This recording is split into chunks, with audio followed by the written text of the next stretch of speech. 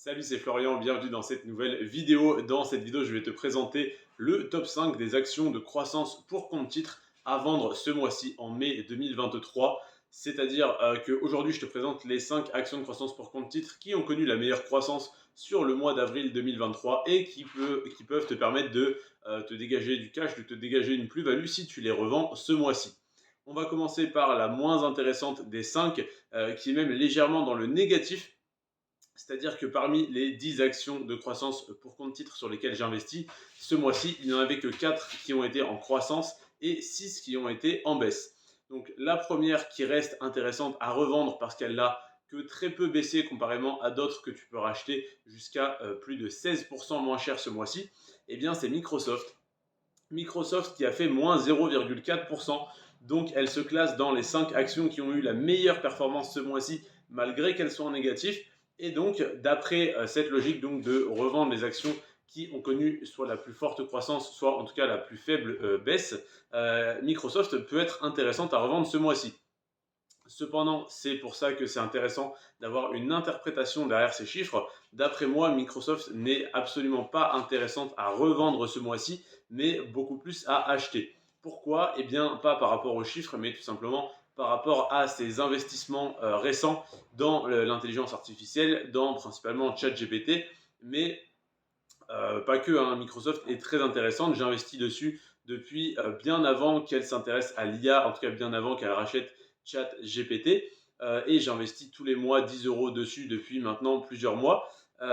Et aujourd'hui, pourquoi cette action serait plus intéressante à acheter qu'à un autre moment? Eh bien, tout simplement parce que elle connaît des fluctuations assez importantes, que ce soit à la hausse ou à la baisse. Et ce mois-ci, elle a fait moins 0,4%. Donc autant dire qu'elle a stagné sur un mois. Et pour une action comme celle-ci, qui, je le pense en tout cas à long terme, va connaître une croissance fulgurante, de pouvoir l'acheter ce mois-ci au même prix, voire 0,4% moins cher que le mois dernier, c'est une opportunité à ne pas manquer, même si bien sûr ça reste une action du secteur de la technologie, donc une action qui est tout le temps surévaluée, qu'elle vienne de baisser ou de monter, elle reste surévaluée la plupart du temps.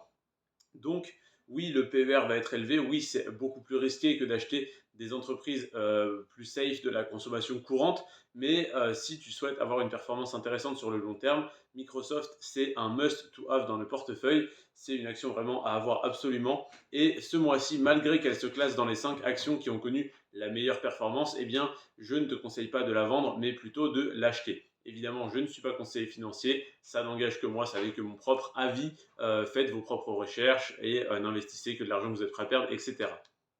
En quatrième position de ce classement des top 5 actions de croissance pour compte titre à vendre ce mois-ci, il va y avoir Alphabet. Alphabet, c'est donc la maison mère de Google, qui détient donc Google, YouTube et toutes ses filiales.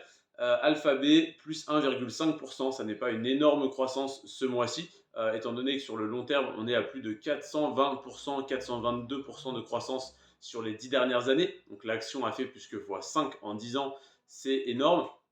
C'est pas parce qu'elle a fait plus 1,5% ce mois-ci qu'il faut absolument la revendre, mais en tout cas, elle a été en légère croissance ce mois-ci, donc ça peut être intéressant. Si tu souhaites la revendre, tu la revends un petit peu plus cher que le mois dernier. Ensuite, on a Meta, Meta donc de Meta Platforms, qui détient Facebook, Instagram, WhatsApp, etc. Messenger bien sûr, qui a fait plus 2,3%. Meta, pareil, elle connaît des fluctuations hallucinantes ces derniers mois, cette dernière année. Ça arrive d'avoir des moins 50% en quelques mois, comme des x2 dans les mois qui suivent. Donc là, plus 2,3%, ça n'est pas une grosse fluctuation. On a eu un mois relativement stable, relativement calme, en tout cas sur le compte titre, et surtout sur la technologie. Donc on a eu globalement la moitié des actions technologiques qui sont montées, l'autre moitié qui a baissé. On n'a eu aucune très forte hausse, comme tu le vois, plus 1,5, plus 2,3. Ça n'est pas énorme, mais voilà, sur le long terme, Meta, c'est plus 673% sur 10 ans. Ensuite, en deuxième position de ce classement, on a Apple. Apple qui est une de mes entreprises préférées, que ce soit dans mon portefeuille ou même au niveau du business model, au niveau des chiffres, tout est magnifique. Donc Apple plus 3,5% ce mois-ci. C'est un mois classique pour Apple, j'ai envie de te dire. Et au niveau de la croissance sur les 10 dernières années, on est à plus 999% sur les 10 dernières années. Donc un petit fois 11, tout simplement, à 1% près, plus 999% sur les 10 dernières années. Donc, autrement dit, c'est, bon, évidemment, ça n'est pas le cas parce que ça ferait beaucoup plus avec les intérêts composés, mais sur une période de détention de 10 ans, c'est comme si ton portefeuille, ton patrimoine, enfin, ton portefeuille investi sur Apple faisait x2 en moyenne par an, donc un x2 par an. C'est-à-dire que tu pars avec 100 euros, 10 ans après, tu es là, tu as 1000 euros. Évidemment, ça ne fait pas x2 tous les ans, sinon, comme je te le disais, avec les intérêts composés, 100 qui se transforment en 200, 200, 400, 400, 800, ça monterait beaucoup plus vite, mais c'est une performance moyenne sur 10 ans, et bien tu fais en moyenne 100% par an. Ensuite, en première position, donc Apple, je te disais, en deuxième position, 3,5% ce mois-ci, 999% sur 10 ans. En première position, c'est Amazon avec plus 4,6% ce mois-ci et plus 705% sur les 10 dernières années. Donc pareil, de très belles performances à long terme toujours. Et ce mois-ci, plus 4,6%. Donc c'est Amazon qui représente aujourd'hui la meilleure opportunité à la revente.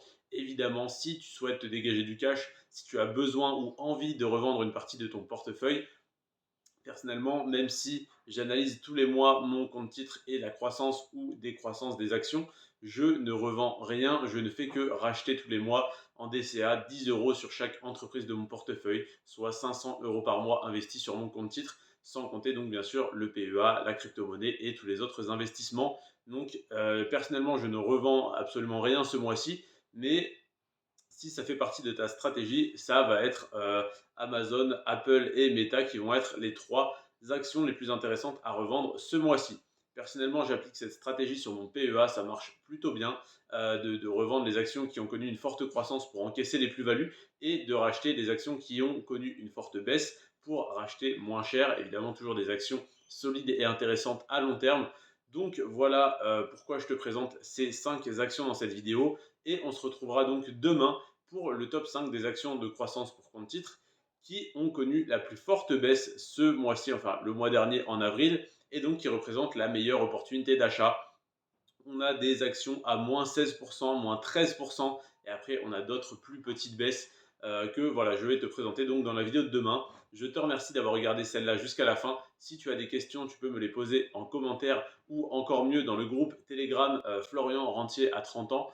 C'est avec plaisir que je te répondrai et que les quelques autres centaines de personnes qui sont sur ce groupe pourront te répondre également. C'est vraiment de l'entraide, hein, donc si ça n'est pas moi qui te réponds, ça sera quelqu'un d'autre. Mais voilà, je réponds à tout le monde en fait. J'ai le temps de répondre à tout le monde. Voilà, même si c'est 5 minutes par jour, je prends le temps.